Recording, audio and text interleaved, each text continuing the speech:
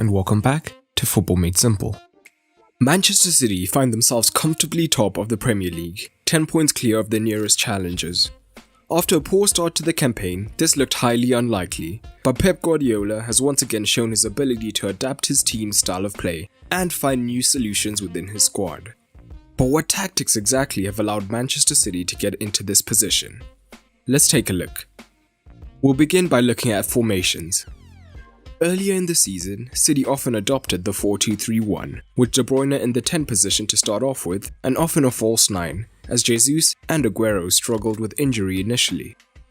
But in recent weeks and months, they have reverted to the 4-3-3 instead, and there has been extensive squad rotation, but for the sake of the video, these will be the two starting 11s we use.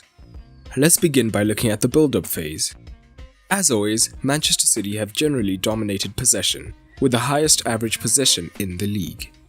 And it is extremely rare for them to be pressured in their own third.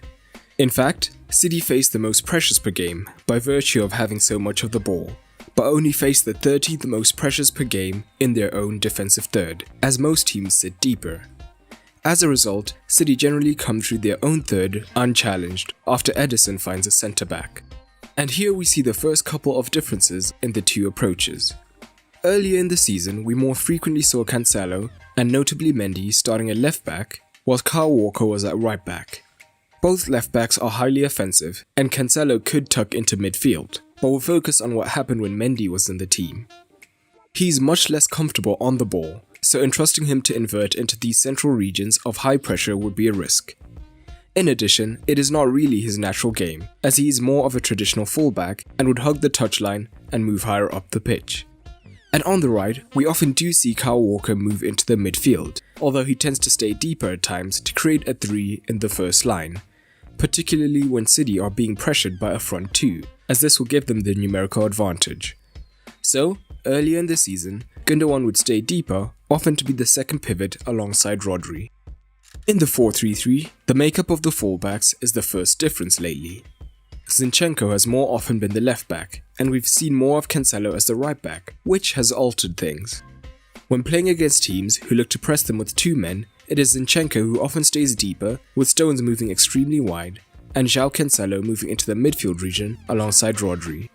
And just as easily, they can build with a 2 when under less pressure, with Zinchenko also joining the midfield, so that they have a 2 and then a 3 in the first phases.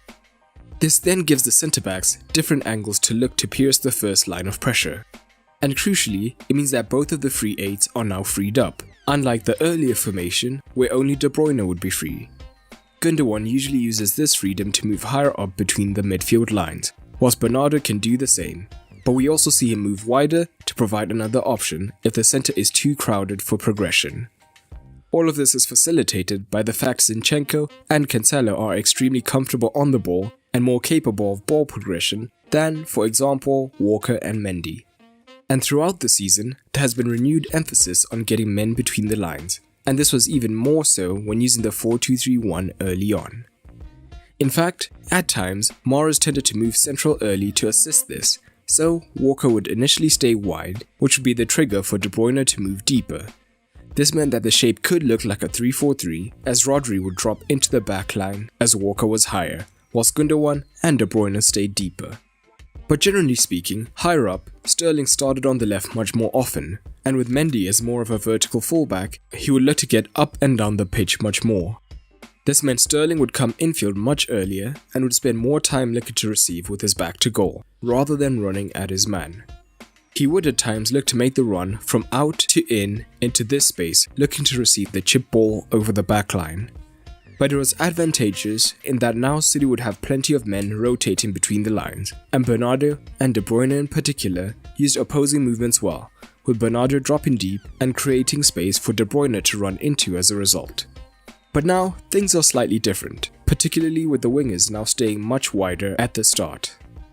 As Pep himself said, we had to find the way. At the end, I felt that the wingers wide and high helped us to be more stable and have control in many aspects. This was facilitated by the fullbacks primarily. Zinchenko would move more central, giving the left winger more room to start wide. Sterling has still often started there, but we've also seen more of Foden a natural left footer out there, and Sterling instead starting on the right, his natural side as well. And where before Mahrez would cut in between the lines before receiving the ball, now he or Sterling on the right can hug the touchline initially, facilitated by Cancelo. Usually, when Walker pushes into these midfield positions, he's more static, but Cancelo makes runs and dribbles high up into this right half space. As a result, there is less need for the right winger to tuck in early, and they can instead provide the width. We often see this when Mahrez or Bernardo start wide, as they can receive the ball near the touchline, then look for the in-swinging cross from these wider regions. Zinchenko, initially in midfield, as opposed to wide like Mendy, has also unlocked Gundogan, as he finds himself higher in this half space often. From here, he's often able to receive and look to combine with Sterling, who tends to draw defenders towards him, creating more space in the half space for Gundogan to attack. As a result, Gundogan is generally making more runs into the box, helping to explain his increased goal rate since the change. But side overloads and switches are still a big part of the game for City. Down the left, this often occurs when Zinchenko moves wide, joined by Sterling and Gundogan, and often the false 9 in Jesus, who has generally operated deeper this season. When the opposition come across, the right winger is then free to receive. Similar mechanisms occur on the right, with Bernardo or De Bruyne moving wide right, joined by the winger and Cancelo. Gundogan crucially moves into this half space, dragging in the fullback, so the switch is on. And when the ball goes wide for the cutback, City commit bodies into the box, and Gundogan's spatial awareness has often seen him arriving late to finish.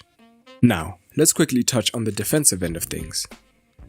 City still do look to press high at times, with a midfielder in De Bruyne or Silva pushing up to make it a 4-4-2 temporarily, and this protects the central regions.